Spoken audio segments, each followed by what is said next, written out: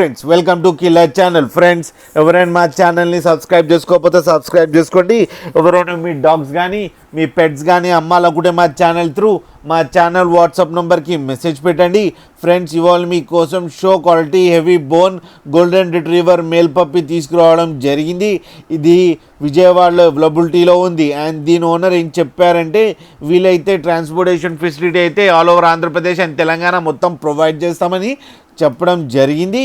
And ఈ పప్పీకి first vaccination complete అయిపోయిందని చెప్పారు ఫ్రెండ్స్. అండ్ వ్యాక్సినేషన్ రికార్డ్ కూడా అవైలబిలిటీలో ఉందని చెప్పారు.